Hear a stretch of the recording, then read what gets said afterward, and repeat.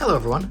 So this is my Pleco tank, and my Plecos have been breeding a ton over the past several months.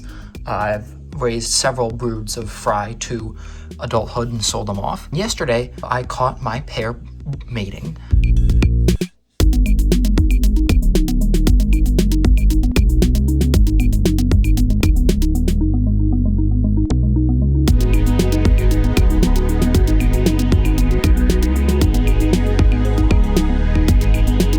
But as you guys can see from that little yellow area back there, they somehow kicked out all their eggs and moved them out. So they are now outside of the cave where they will not survive without some help. And they seem to be in decent condition. They don't seem to be covered in fungus, and they seem to be all viable. So I'm going to try and raise these guys up.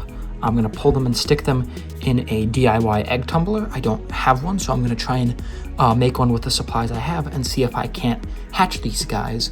And then I'll let them out into the tank afterwards, but I'll see if I can't hatch these guys without parents' help. So I've got the Pleco eggs in a breeder box, and they're right there at the bottom. They should be getting water flow on all sides. It's not nearly as good as what the male will do, but it's at least something, and hopefully that keeps them from getting fungus and that allows them to hatch. Because what the male will do is when he sits in the cave, he will flap his fins and send water moving all around the eggs, and that keeps them from getting fungus on them, which will then kill the young. So he'll sit in there for several days and just wafting his fins, keeping the eggs fungus free. So since he's not doing that because he's kicked them out, I'm going to try and do that. I've got a little air thing going to try and get some water movement, and then them being in that mesh thing, hopefully there's enough water movement to keep them fungus free. And what he'll do with the fungusy eggs is he actually eats them. He picks out the ones that are full of fungus and eats them, and in that way is able to keep himself full while he's sitting on the eggs. So these guys are going to be there for a while. I'm going to give you all an update in a few days to see how they're doing. Hopefully these guys have hatched, or at least are starting to show some kind of progression in how they are maturing. So it's been about a week since that last clip, and as you can see, the Plecos have now hatched. They are obviously very small and still have their yolk sacs on.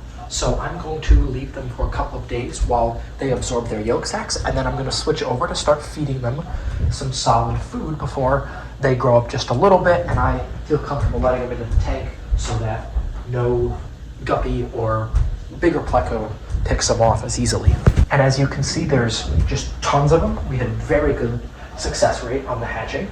So my little DIY egg tumbler thingy worked. That there was no fungus that spread, and we got just a massive brood of Plecos, which is great to see that this worked as well as it did. Alrighty, so it's been a few days since that last clip, and as you can see, we've got a bunch of little babies doing really, really well. There's a whole bunch of them in there, and their yolk sacs have now been depleted.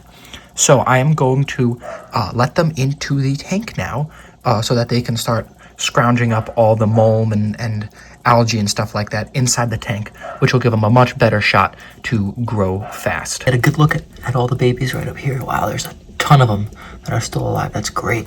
It's great to see. Yeah, you can really get a good look at them. They're still quite small, obviously, but yeah, it looks like a great mix of albinos and regular babies as well. So that's really great to see. Hopefully both survive.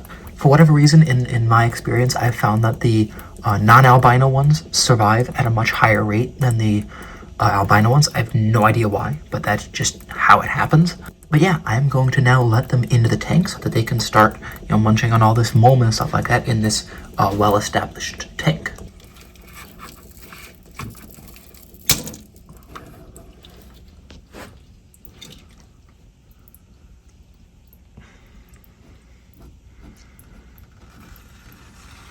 Alrighty, and there goes this whole cloud of babies. Now just look at this cloud of babies now, all in the tank, and now they're going to be able to munch on all this mulm. There's a bunch of algae mulm and stuff like that, and I also feed the parents algae wafers as well, so they're going to have plenty of food that they're going to be able to eat. This is right about the time where my previous spawns had let their young out of the cave, So this is actually comes at a perfect time. The egg sacs are gone, and now they have access to all this food in the tank.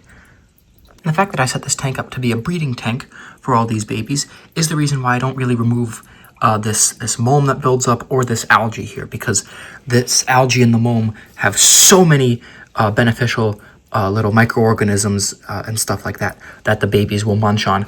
And this allows me to feed this tank a lot less and not have to just pump it with baby brine shrimp to keep these guys alive, or pull these guys out and stick them in like a breeder box or a small tank to keep them going.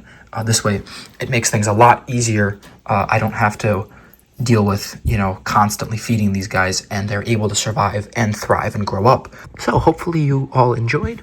I will continue to give updates on this brood of plecos as they continue to grow. So if you're interested in that, then hit the subscribe button and turn on that notification bell so you don't miss when I post that. And I will see you all in the next one.